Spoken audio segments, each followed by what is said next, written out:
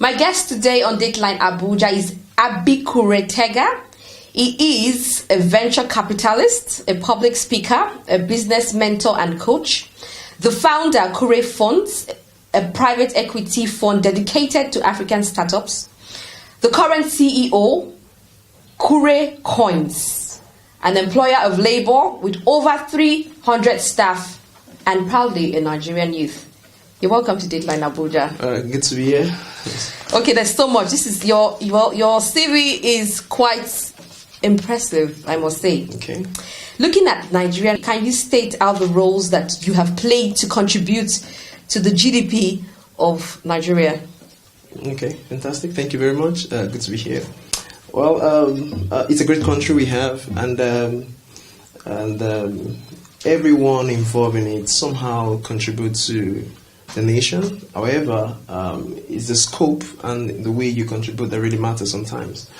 For me, I wouldn't say what I have contributed, but what I have been able to make others contribute as well, because for me, I'm a visionary. So I run projects and get people inclusive, and then together we do great things. I mean, I have known that great things are not built by one man, okay?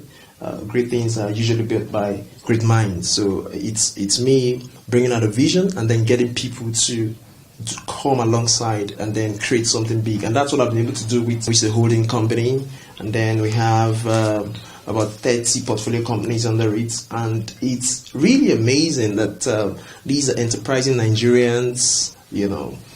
Together, we've been able to create a map not only for the financial sector, for construction, for oil and gas, and then most importantly, which is my recent project, for blockchain, because it's a revolution going around the world, and then we are so excited to be the pioneers in Africa. So this blockchain technology, which is of course part of the cryptocurrency, how would you say, who are the class of people who have embraced it and actually doing very well in Nigeria? Well, in Nigeria, it's the young people. Amazingly, well, in the Western world, because the blockchain, it's a continuation of the internet, and they've been ahead of age already. So when things like this are coming, you see companies like the Oracle, the IBM leading the direction. For Nigeria, there are no blue chip firms already leading the way. So the youths, the young ones, are the ones driving it. But fortunately, we are driving it from the low scale. But what we have been able to do from Kure Holdings, I've been able to create a project.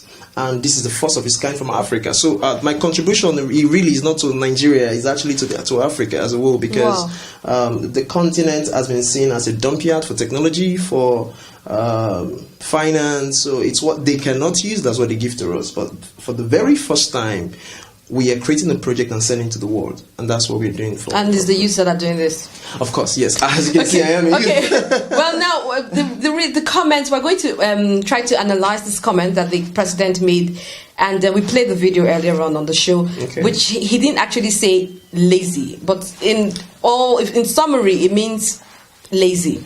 So I would ask, what do you have to say about that comment? Well, I'm hearing a lot of hype about the comments.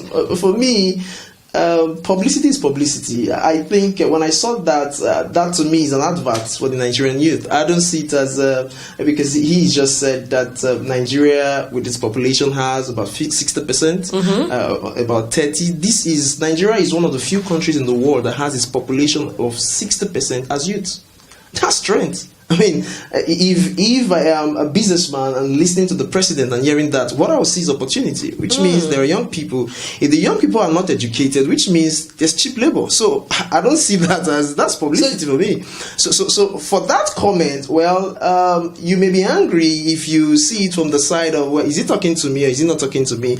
But when I heard about it, first of all, I'm enterprising, and then I have people around me who are young people, who are enterprising, who are visionaries. So hearing that, I'm like, okay, he's only telling the world what we have. So if you're a business person and you want to cite an industry, for example, the owner of Indomie visited Nigeria once, an Indian, visited Nigeria just one time, saw the population of Lagos, and said, this is an opportunity. Yeah. Well, people look at that same picture of Lagos every day and say, this city is so crowded. I need to run away. It depends on what you're seeing. Yeah. So for me, I think it's a publicity for the Nigerian, and this, for the very first time, would be a time where the whole nation will be discussing the Nigerian youth. Yes. And I think it's a good one for us. Well, but do you think the subject of discussion is actually something we want to be shared in a foreign country? Yes, it's a good one because, first of all, every problem there's a solution for every problem, and then each time there's a solution for a problem, resources always flow. So, if a problem is identified and is made a national issue, it means that when you provide a solution, your solution becomes a national issue, and then that's more currency for you, because the Nigerian youth is faced with a lot. I mean, the Nigerian youth is the strongest youth on planet Earth because he has a lot against him, yet he's successful. The Nigerian youth is given the wrong education. He comes out, first of all, when... Sorry, what do you mean by wrong education? Well, did you school in Nigeria? Yeah, of course I schooled in Nigeria. Okay, I'm going to... I don't want to use myself as an example because... Can you clarify that? Yes, why? Because when I started my process, and the moment I made a decision to create wealth and live a great life, I had to go through what I call an IEP, which is an individual educational program. I had to give myself another education. I realized that the education I was given growing up is not sufficient for the kind of life that I wanted. So I had to give myself another education. Now, the Nigerian a Nigerian child comes out of school and from primary to secondary, and is given the impression that the only way he could be successful in life is that he goes through the 4 walls of the university.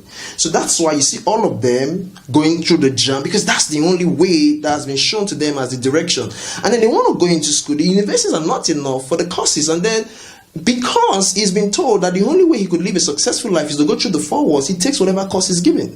Now he says, I want to study medicine. Well, what's available is zoology. It's botany. Well, because I have to go through the 4 walls, he takes whatever is available. Yes. Now he comes out of that, and they say, well, for you to be useful in society, you have to go through NYC. He goes through 1 year, and for the very first time after NYC, realizes that all of the things he's had is not enough for the life he wants. But guess what? He now needs to educate himself again, but it's too late, because at this point you already have what I call a collateral poverty, because what it took your parents, your loved ones and your families to get you to where you are, you're already indebted. So you have to get a job, not because that's what is going to fund your life, but because you have to pay debt. You have to send money home. You probably have younger ones who needs to go to school. So the Nigerian graduate is indebted to at least a total of 10 million. It's an expensive debt. That's why the bank doesn't want to fund him. And that's why he can't get funding from any financial institutions who could give money, because he's already a bad debt. He has backlog. And then the future he wants, the education he's been given cannot provide it. So he's frustrated for the next 10 years of his life trying to find his feet. So, but in spite of this, we've had the ones who's been successful in music.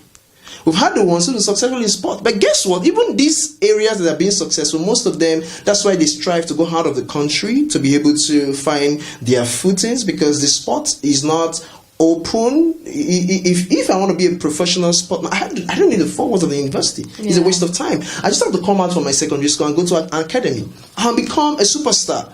So, but the system has pushed me there, wasted part of my life, and then I'm indebted, so I have to pay bills.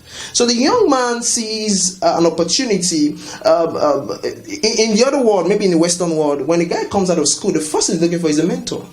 Who's going to mentor me? Who's the role model that I'm going to serve, upon which I can create a life? But the Nigerian youth does not have that luxury because he has debt to pay. So he's looking for a job that's going to pay him well. And guess what? He thinks he wants to pay the bills before he starts life. But before you know it, it's 15 years and he's still paying debt. And guess what? In the process of paying the backlog, he's incurring new debt because he has to marry a wife. He has to get new kids. He has to buy a car. So for the next 30 years of his life, he's paying debt. And by then he's already too late because he has new ones he has to raise. Well, can you? I know that you've been successful, of course, with your profile and all that in your career.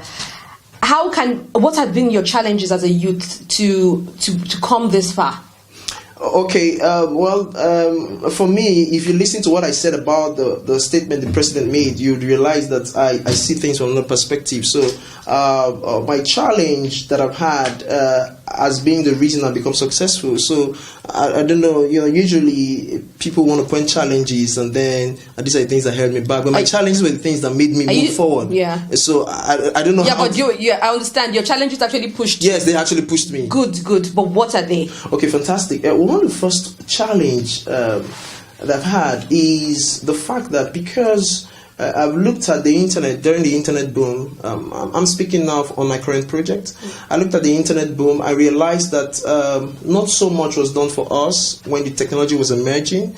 I had a symposium the other day for investors and shareholders in my holding company. I told them, I said, look at the challenge we have. The Nigerian Stock Exchange, for example, has a capital base of 16 trillion naira, which is about $50 billion, right? That's Nigerian capital market. Now, the NYSE, the New York Stock Exchange, is too far. I don't even want to go there. But the Nigerian Stock Exchange was founded in 1960 as Lagos Stock Exchange, which later became the Nigerian Stock Exchange about 7 years later on. In all of these years, its capital base is $50 billion. Now, Apple Computers is just a single company. Yeah, in America. Right? Yes, within this same period of time, its capital base as a single company is $900 billion. So when I got interested in the equity world, I first of all realized that if I am to pitch my vision around the Nigerian market, which means I am far below, I can't compete with the global stage. So first of all, the challenge that we have is for you to want to play in the global scale, where you're coming from is first of all a hindrance. So you either have to denounce where you're coming from, either have to go outside of the country and create a new base. Are you sorry? I'm following you step by step. Yes. Are you saying denounce where you're coming from? It's very difficult. Are you saying like denounce being a Nigerian? Well, so many persons have done that in different ways because when you leave your shores and then you create a new life out of your shores. But you have not denounced that. You're actually making all this success here in Nigeria. That's why I told you that these challenges have prepared me. Right, but it doesn't take away the fact that there are still challenges. All right, so because of where you're coming from, first of all, you're seen as a recipient, not to give to the world. And that's why, for example, I watched one of a man I respect so much the other day, and he was talking about. I even had a session, and I was asking everybody sitting there. I said, if you have a Toyota car stand up, the horse stood up. If you have a BMW stand up, the horse stood up. If you have a Mercedes stand up, the horse stood up. I said, which of you is driving any of these cars that is Nigerian specs? The horse sat down. So these companies, Toyota most especially, that has its largest market in Africa, doesn't have an African specs. So they don't think about you when they want to create. But you are the dumping ground. So if you want to create a global impact, coming from here, there's first of all a challenge because of your roots. Now, looking at the blockchain industry, one of the challenges I also experienced coming into the blockchain era is the fact that blockchain is new. It's not something that has been like we just came to meet. It's new. It's happening right now. It's happening real time. So this is one of the few times in the world where development is taking place at the same time. Wow. It took us almost 2 decades to come into telecommunications. Yes. So this is one of the few times in the world where technology is coming and you have the opportunity because of internet. So internet was just a foundation for the next world to happen. So because of internet, you have access to blockchain. Everyone has access to the knowledge. So I'm asking myself, if this is happening at this real time to the whole world, why should I be a recipient again? So we said, no, let's create something for the world. But this time it's difficult because now the Africans are looking at you and like, well, we've been used to receiving for the past 50 years. So you're saying you want to take to the world. Well, okay, that's great. Okay, we are watching. Yes, we're watching. If you're successful, well, we say, wow, but it's tough. Okay, go. So first of all, it's very difficult because someone asked me some time ago, I was in Dubai, and then I met couple of partners. And they were excited that this project was coming from Africa and they wanted to be part of it. And which means I had more people outside of Africa believing in the project than we have in Africa. Why do you think so? Someone asked me why. I said it's simple. It's difficult to believe in another African because they don't believe in themselves. We have been robbed of the capacity to believe in ourselves over a long period of time. So it's difficult. So when you see someone with your skin color, it's difficult. But guess what? If I'm a young teen, I mean, Facebook, how old was Facebook? But we all embraced it because of where it was coming from. But I can tell you that there are lots and lots of, talented Africans, Nigerians who had such capacities whose project did not see the daylight. Yeah. So it's not because they are more intelligent, it's because of the system that they had. So what do you think, how do you think the system actually frustrates entrepreneurs? I'm sure you'd have gone through that. Yes. Because that's actually what I'm expecting, part of what you share, how the system has actually... The system has robbed the young people. The system has robbed the young people. I see people struggling in business every day. People apply for our fund, and I see business people. Someone has been in business for 12 years, for 15 years. Yet there's no credit line enough to do business. The bank cannot give him fund. How he wants money. And I'm thinking, you've been in business for 15 years, for 12 years, for 20 years.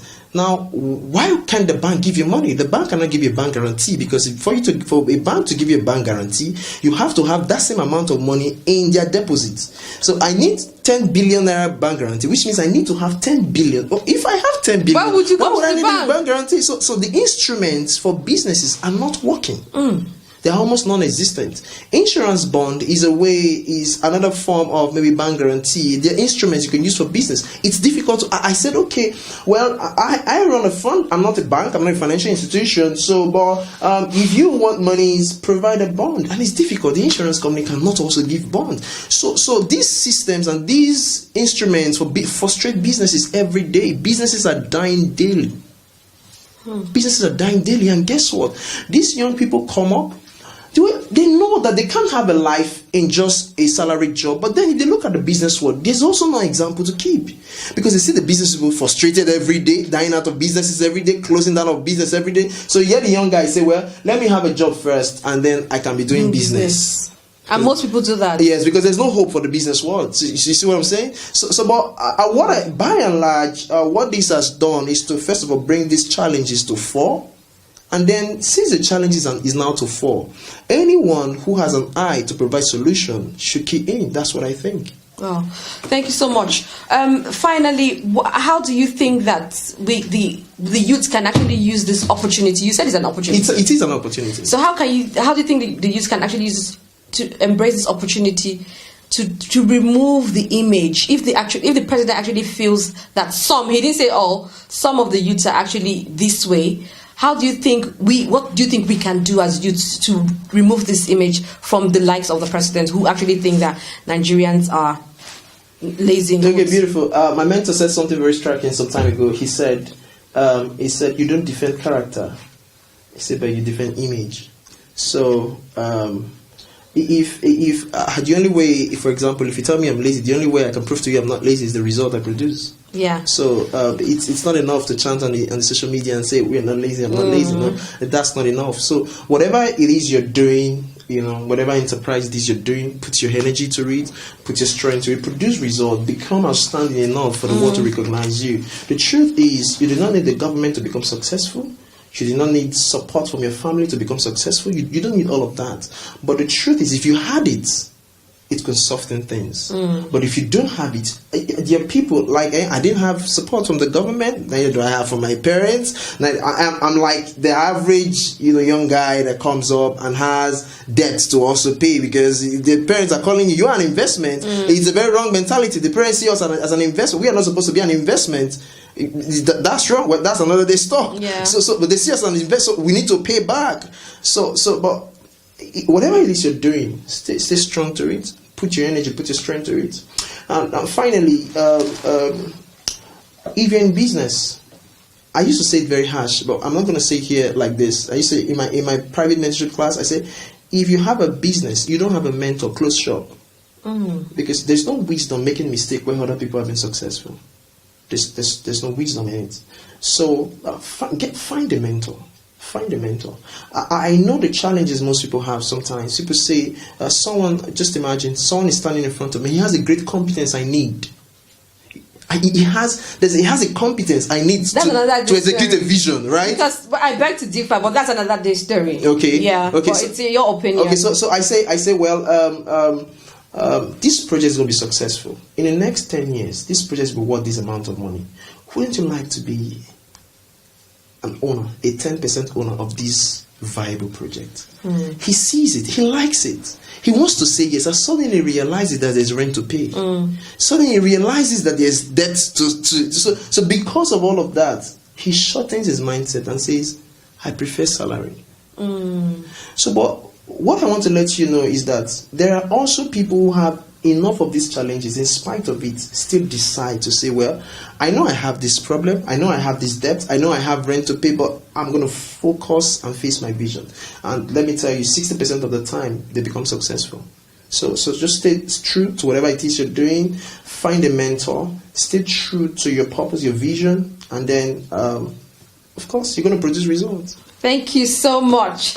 I've been, in essence, you're saying, walk the talk. Walk the talk, fantastic. Yes. Okay, thank you so much for being part of Dateline Abuja. I've been talking to Ebukure Tega, a venture capitalist, a public speaker, a business mentor and coach, the founder of Kure Funds, a private equity fund dedicated to African startups, a current CEO of Kure Funds, and an employer of labor with over 300 staff. And again, a Nigerian youth. This is Dateline Abuja. Thanks for staying with us.